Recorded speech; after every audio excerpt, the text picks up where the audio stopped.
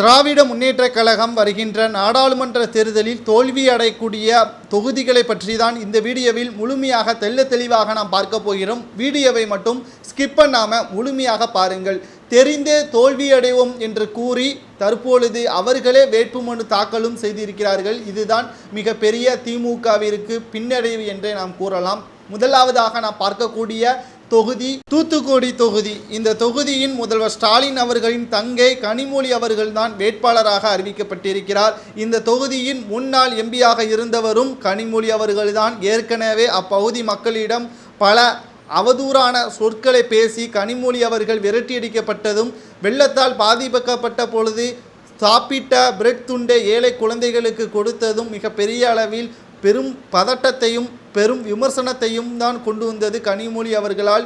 மீண்டும் அதே தொகுதியில் எந்த தைரியத்தில் அவர் வேட்பாளராக ஸ்டாலின் அவர்கள் அறிவித்தார் என்றுதான் தற்பொழுது மிகப்பெரிய அளவில் கேட்கப்படக்கூடிய கேள்வியாக அமைந்திருக்கிறது.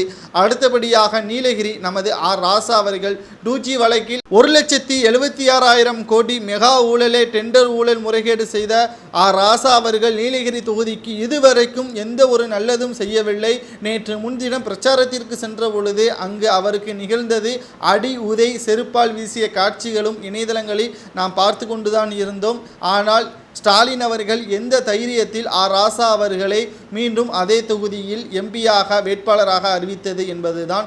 அடுத்தபடியாக வேலூர் நமது கதிரானந்த் அவர்கள் நமது அமைச்சராக இருக்கக்கூடிய துரைமுருகன் அவர்களது ஒரே மகன் கதிரானந்த் அவர்களை வேலூர் தொகுதியின் எம்பியாக ஆக்கிவிட வேண்டும் என்று தனது தலையை அடமான வைத்தாவது எனது மகனை வெற்றியடைய செய்வேன் என்று நேற்று இரவுதான் பேட்டி ஒன்றையும் அளித்திருந்தார்.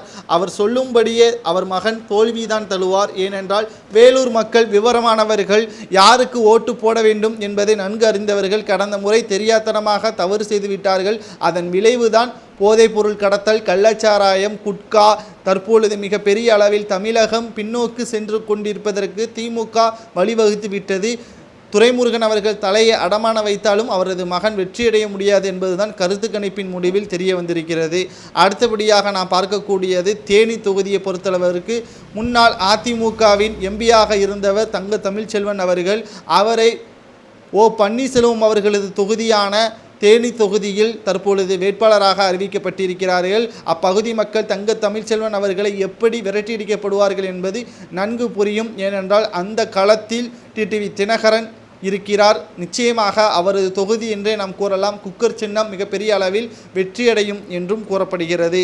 அதே நேரத்தில் நமது எடப்பாடி பழனிசாமி அவர்கள் பல விமர்சனத்தையும் எடப்பாடி பழனிசாமி அவர்கள் 3 ஆண்டுகால திமுகவின் ஆட்சியை பற்றியான பிரச்சாரத்தில் நாளுக்கு நாள் அதிகமாக விமர்சனம் தான் செய்து வருகிறார்கள். இந்த தொகுதிகளில் கருத்து கணிப்பு முடிவு சரியானதா என்பதை